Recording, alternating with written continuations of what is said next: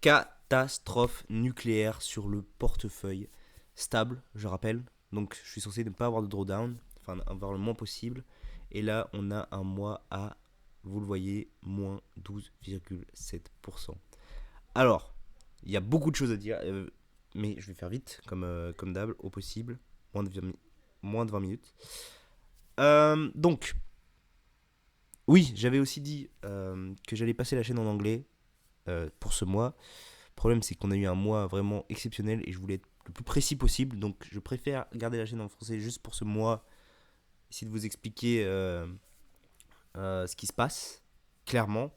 Et on verra pour les mois prochains si ça peut être un peu plus chill, il n'y aura pas de problème. Mais là, je vais être précis et je voulais pas perdre les gens qui me suivent dans les explications en anglais. Donc, on a un mois à moins 12%. Donc, comment c'est possible, sachant que j'utilise que des stratégies entre guillemets stables, c'est-à-dire que je fais du landing et du delta neutre, etc. Donc, si vous avez suivi les mois précédents, à mon avis, vous voyez déjà comment j'ai perdu cet argent. Enfin, perdu. Oui, on va dire. On va dire que c'est de l'impermanent loss. Voilà, on va dire ça comme ça soulage. Et on va voir ça. Alors, je vous le dis, ça va être focus sur Berachain et on va voir plusieurs choses. Donc, même si vous n'êtes pas intéressé par Berachain, c'est toujours intéressant parce que voilà, ça explique les stratégies, que ça pourrait être sur un autre écosystème. Mais là, on va quand même se pencher sur le fonctionnement de Berachain, etc. Donc, si on voit, on a le mois à moins 12%, c'est très moche. J'avais un beau graphique avant, ça détruit tout, on va pas se mentir. Performance cumulée, Dieu merci, on est toujours dans le positif. Après, ça aide pas quand on a un mois qui détruit, il détruit l'équivalent des 7 ou 8 mois précédents, ça fait quand même mal, mais on est toujours dans le positif. Et j'ai fait un nouveau graphique. Bon, je l'ai fait au bon moment, on va dire, ou au pire moment, ça dépend du point de vue.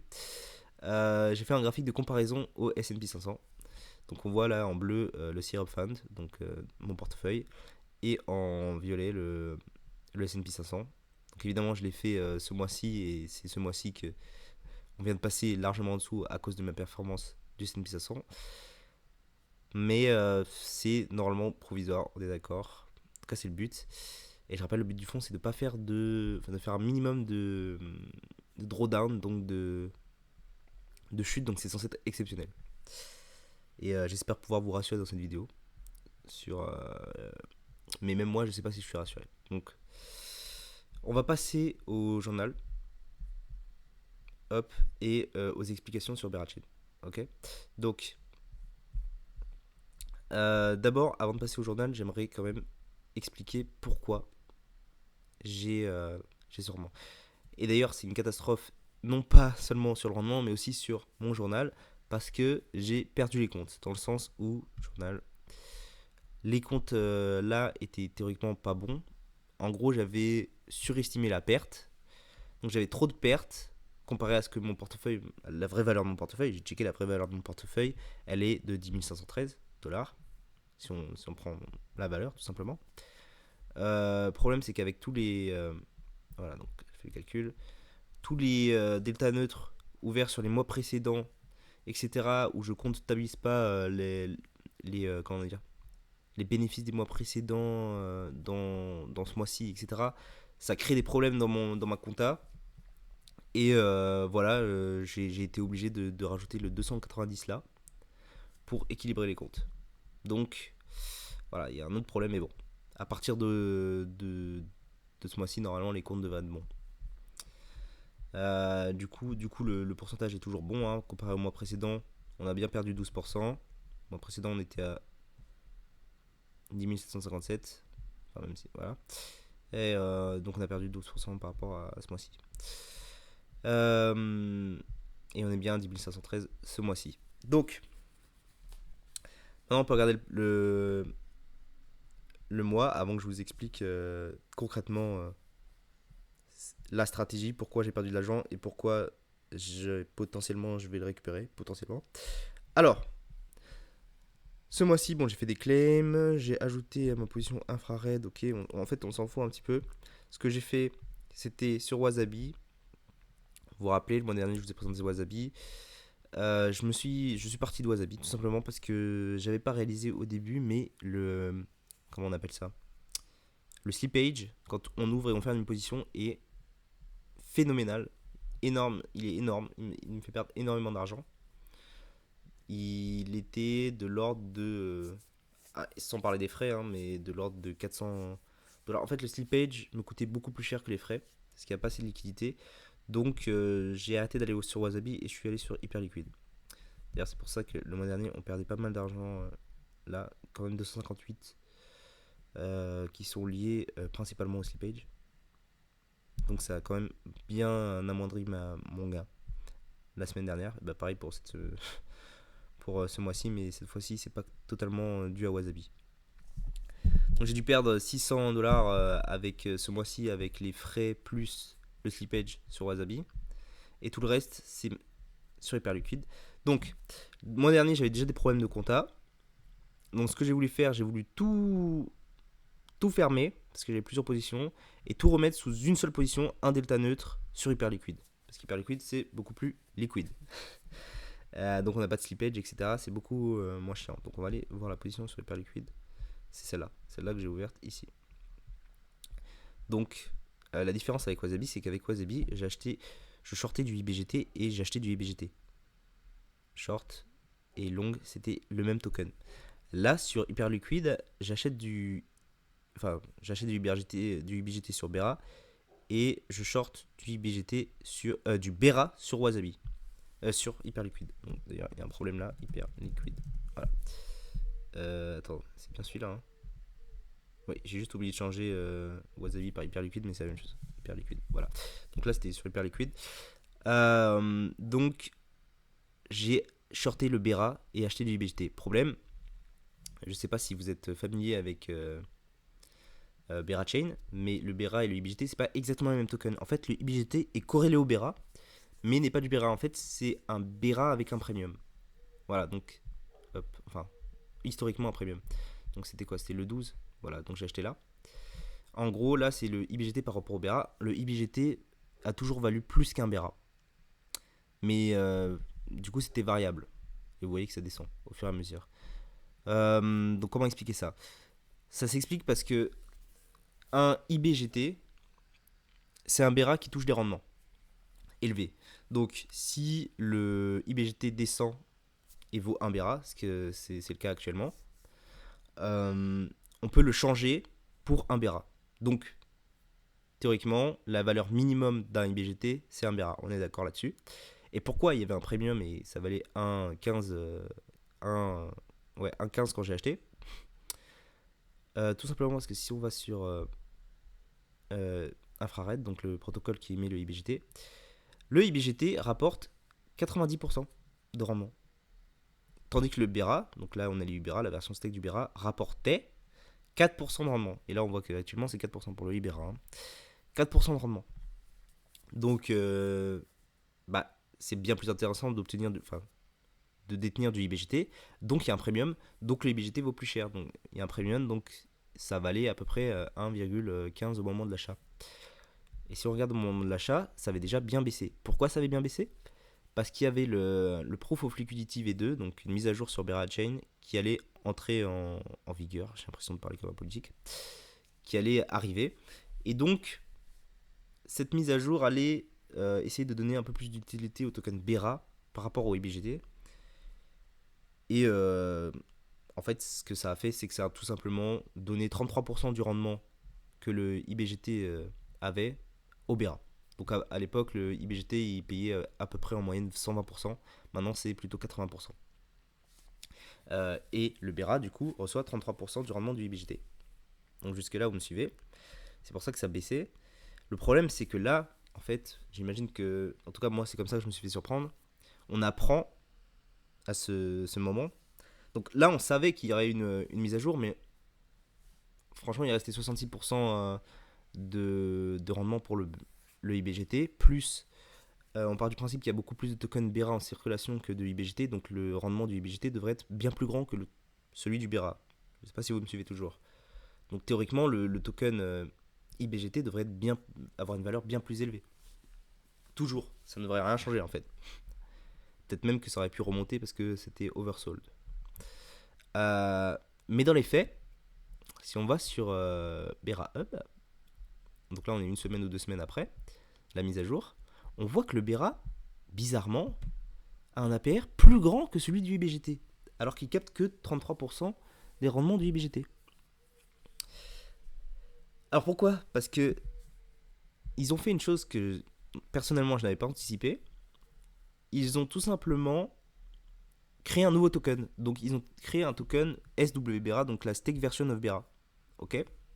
Donc maintenant il y a quoi ? Il y a un token Bera, il y a un token SWBERA, donc la Stake Version, et à côté, il y a les autres Staked Versions qui sont les LST, donc les Liquid Staked Versions, qui sont en fait corrélés à l'ancien Bera. Et en gros, ces Liquid Staked Versions ne sont pas encore intégrés au rendement du Bera. Donc en fait, au lieu d'avoir, voilà, on va cut to the chase, au lieu d'avoir 150 millions de TVL, il y en a peut-être 12 millions de TVL. Donc en fait, le rendement, donc il était peut-être à 800% d'APR au début, vous voyez. Et là, il est à 103%, mais ils sont à quoi ? Ils sont peut-être à 20 millions de TVL maximum. Hein. Ils sont peut-être à 20 millions de TVL sur le Bera. Donc, donc le rendement n'est pas... En fait, il devrait être bien plus dilué que ça, et donc bien plus petit, comme je l'avais anticipé. Si tous les Bera qui sont stake recevaient le vrai rendement, en fait, le rendement serait bien plus faible. On peut faire le calcul, vous divisez par 10, vous avez un 10% de rendement à peu près. Parce qu'il y a littéralement, si on prend juste le IBGT et même pas les autres versions de LST, imaginez qu'on intègre 150 millions de TVL en plus à un token qui a déjà qui a que 15 millions de TVL. Bah vous divisez encore le rendement par 10 et vous avez 10% de rendement. Et là, donc si maintenant on prend cette hypothèse, on a un token à 10% de rendement contre un token à 90% de rendement. Là, le IBGT va retrouver son premium. Et c'est ce qu'on va voir plus tard. Donc, en fait, tout simplement, évidemment, le IBGT s'est effondré, tout simplement parce que le Bera est devenu bien plus intéressant. Toutes les personnes qui avaient du IBGT sont passées en Bera. Et théoriquement, ils ont raison, parce que ils n'ont aucun risque de... Il n'y a pas de risque de premium, etc. Comme sur le IBGT, il y a un plus gros rendement, et c'est le token natif, c'est le Bera, c'est pas du IBGT ou je sais pas quoi. Donc c'est ça, on a tout intérêt à aller sur le Bera. Même moi, si je voulais faire un delta neutre, j'ai un pur delta neutre si je passe sur le SWBERA. Vous voyez ? C'est juste que je suis bloqué avec mes IBGT parce que j'ai tellement perdu que je suis obligé de rester, entre guillemets. Je vous parlerai de la stratégie pour le mois prochain plus tard, juste après. Donc voilà, en fait, détenir du Bera est devenu plus intéressant que détenir du IBGT. Donc plus personne détient du IBGT.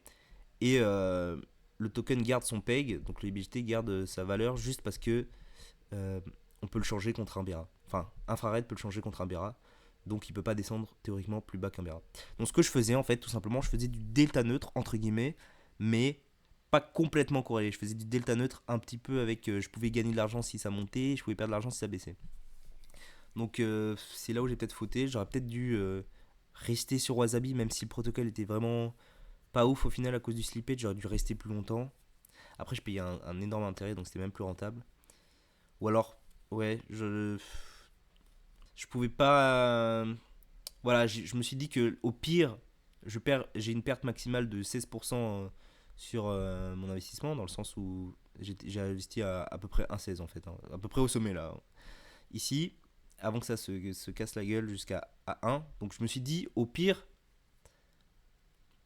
du pire, je perds 16%, ce qui est énorme. Et moi, j'anticipais que ça allait jusqu'à 1,12 maximum en baisse. C'est allé jusqu'à 1. Donc au pire du pire, voilà, je perds ce que j'ai perdu. Et donc dans le worst case scénario, c'est ce qui s'est produit. C'est pas de chance. Après, ça se produit souvent en crypto. Voilà, j'ai une grosse perte sur mon portefeuille, mais bon, franchement, voilà, c'était un risque mesuré. J'ai entre guillemets perdu entre guillemets. Mais maintenant, il faut se tourner vers l'avenir. Donc maintenant, pourquoi est-ce que j'ai fait plusieurs posts sur X en disant d'acheter du IBGT ? parce que je sais pas si vous avez regardé mon compte X, mais j'ai fait 2 threads. J'en ai fait un au début, et j'en ai refait un là quand le IBGT était à 1,6, pour dire à quel moment, enfin, pour dire en fait que le marché se trompait, parce que selon moi, le marché se trompe. Selon moi, le IBGT a beaucoup plus de valeur, mais en même temps, il y a tellement d'inconnus que on peut pas. Je comprends qu'il y ait du remue-ménage sur Berachain. Donc, mon hypothèse, c'est tout simplement, vous allez sur Berachain, la documentation. Ça, c'est la documentation sur le proof of, enfin le staking, Berachain staking, donc proof of liquidity V2. Il vous explique comment ça marche. Et si vous descendez, on descend, et là on a intégration with LSTs. Donc intégration avec les LST, donc intégration avec Ibera. Dual donc ils vont faire quoi les LST? Ils vont earn from both validator staking and proof of liquidity incentives. Donc là, le Ibera, il earn que les 4,13 c'est validator staking, mais pas le proof of liquidity incentives. Donc là, ils vont l'intégrer au proof of liquidity incentives. Donc diluer le rendement du Bera ici. Ok. Unknown security, blabla, et blabla. Use LST, never product. Ok. Donc s'ils l'intègrent, parce que dans ma tête, ils auraient dû faire dès le début en fait. C'est pour ça que ça s'est cassé la gueule, c'est à cause de leur troisième token.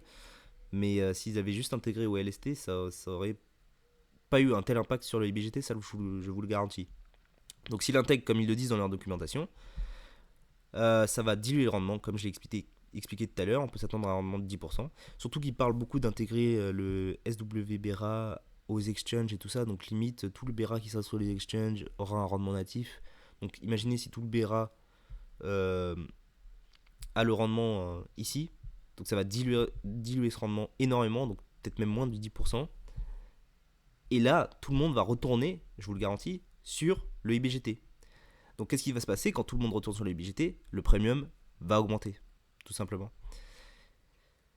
Et c'est là toute ma théorie. Et pourquoi, en gros, c'est pour ça que je conseille aux gens, surtout pas comme moi qui sont bloqués. Moi, je suis bloqué en fait. J'ai déjà investi, j'avais déjà des tokens avant.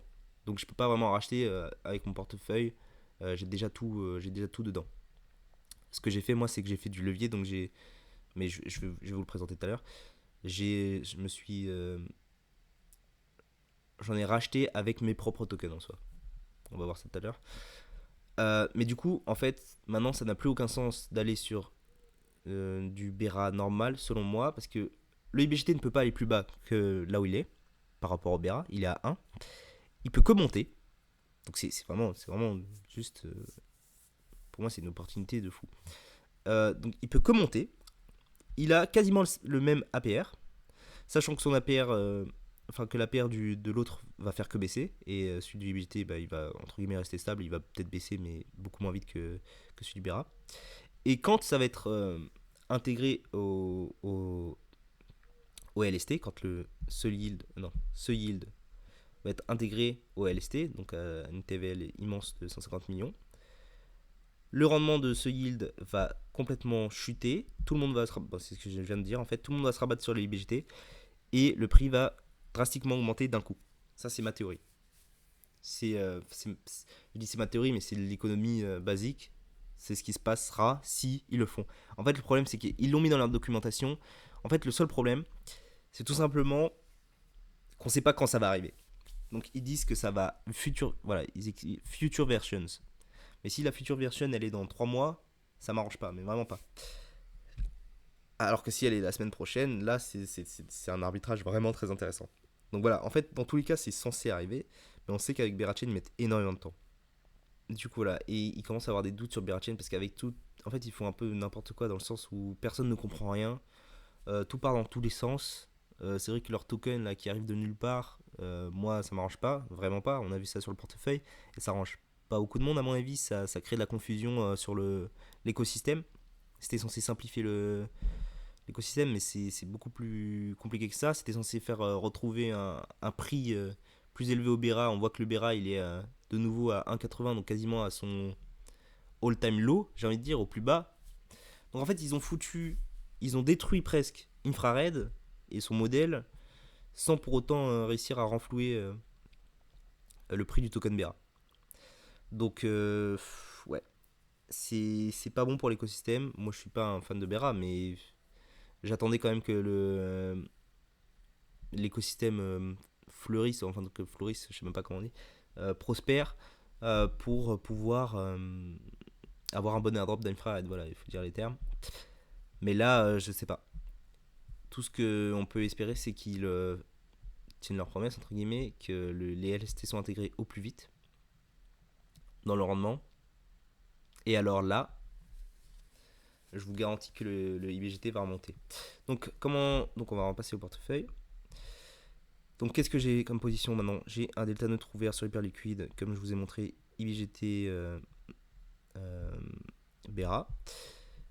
J'ai claim toutes les récompenses parce que ça rapportait pas mal, hein, on voit le rendement pas dégueu. Donc du gros, des gros cachets. Mais de l'autre côté, je perdais de l'argent parce que le premium diminuait. Donc maintenant, le premium ne va plus diminuer, donc je ne peux plus perdre d'argent de cette manière-là. Ça, c'est bien. Par contre, le problème, c'est que si on va sur Hyperliquid et qu'on monte, on voit que on paye très cher à shorter le IBGT. Donc là, c'est moins 143%, mais en moyenne, je pense que c'est plutôt moins 80% à le shorter. À shorter le BGT, pardon. Donc on perd, en fait, on compense le rendement par le short, par les funding rates. Littéralement, on n'est pas perdant, mais on n'est pas gagnant. Le problème, c'est que moi, du coup, j'ai voulu en racheter à 1,015, donc 1,2 si vous voulez, 1,02. Évidemment, hein, comme d'hab, je me suis fait. Bref, j'ai voulu en racheter. Du coup, comment j'ai fait? Je suis allé sur Dolomite, je vous explique. On va dans Earn. Donc, désolé, j'ai très mauvais wifi, donc tout ne va pas s'afficher du tout. Mais en soi, je vous explique, je dépose mes IBGT, je les supply, je gagne 80% d'APR. J'emprunte des tokens Bera. Ok. Ces tokens Bera, je les transforme en IBGT et je les resupply et puis je remprunte du Bera. Et donc en fait, je fais un levier sur le IBGT en shortant le Bera. Donc en soi, ça me permet d'augmenter ma position en IBGT sans avoir à shorter plus sur Hyperliquid, etc. Ouais, donc je m'expose, en fait, en faisant ça, je m'expose juste à la hausse du premium du IBGT. Donc c'est ce que j'ai fait. Donc je m'expose à la hausse du premium. Le problème avec ça, c'est que la position me rapporte seulement 20% au lieu de 80%, même 90%. Mince, hop, même 90%. Donc au lieu de me rapporter 90% et des points sur infrared, parce que là je ne gagne plus de points, je suis sur Dolomite. Donc j'ai 0 points et j'ai 20% net, hein, si on prend en compte le bro. Et j'attends en fait que le premium remonte. Donc si j'attends trop longtemps dans cette position, bah statistiquement je vais perdre de l'argent entre guillemets parce que voilà, je paye plus cher que ce que je gagne. Donc il y a un côté qui gagne 20% et il y a l'autre côté qui perd 100% annualisé. Donc honnêtement, en fait c'est comme avoir raison trop tôt, ça revient à avoir tort.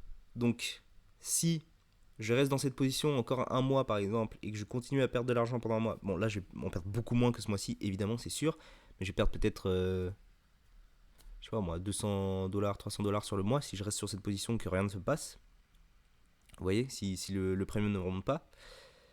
Donc en fait, c'est un peu Michael Saylor, non pas Michael Saylor, qu'est-ce que je raconte? Michael Burry dans The Big Short.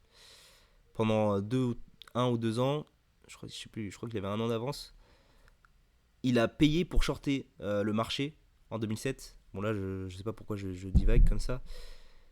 Mais du coup, si le big crash n'avait pas eu lieu, il aurait juste perdu de l'argent à payer. Ou s'il avait eu lieu 2 ans plus tard, bah, il aurait dû rembourser ses investisseurs et voilà, il n'aurait pas eu raison, vous voyez.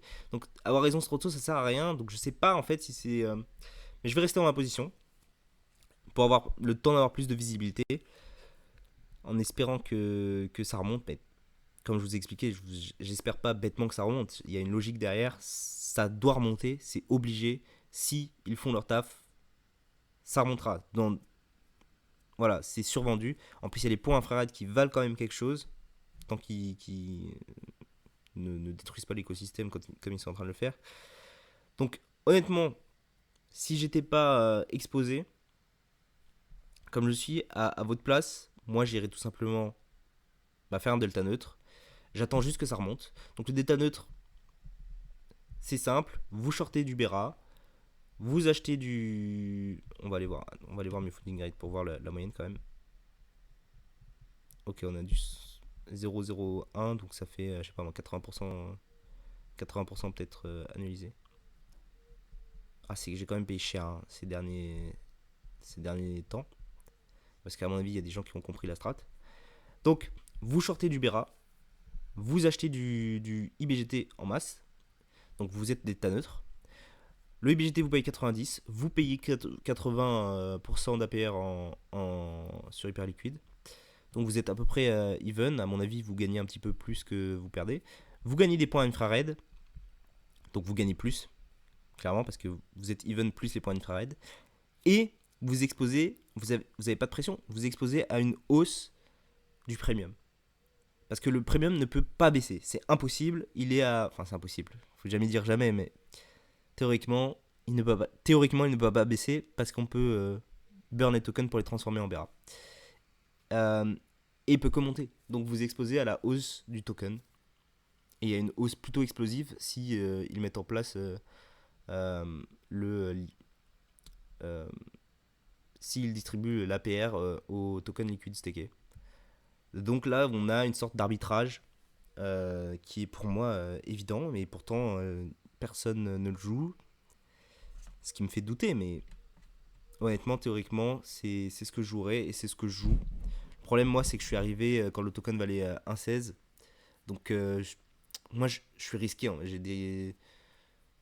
Voilà, je suis un peu.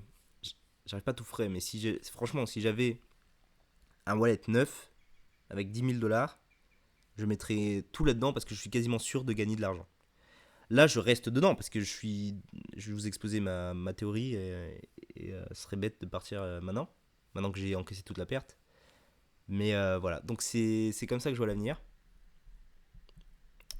Après, une fois que ça sera monté, j'espère me partir de Berachain une fois pour toutes parce que si je peux vous présenter d'autres opportunités, enfin même pas à partir de Berachain, il y a quelques vaults sur Berachain qui payent franchement pas mal, 20% d'APR sur du stable. Sur Dolomite, on le voit pas parce que j'ai une très mauvaise connexion, mais il y a pas mal de stables qui payent entre 20 et 30% et des gros stables. Donc franchement, il y a pas mal de trucs beaucoup moins complexes qui payent pas mal, donc j'aimerais bien attendre de récupérer cet argent entre guillemets et pouvoir repasser sur des stratégies plus simples qui vont pas détruire ma comptabilité et mon rendement. Donc voilà, vous avez vu à peu près, c'est tout pour ce mois en fait, et pour le prochain mois. Donc je vais évidemment regarder ce qui se passe et m'adapter, mais voilà. Allez, on se retrouve pour la prochaine vidéo.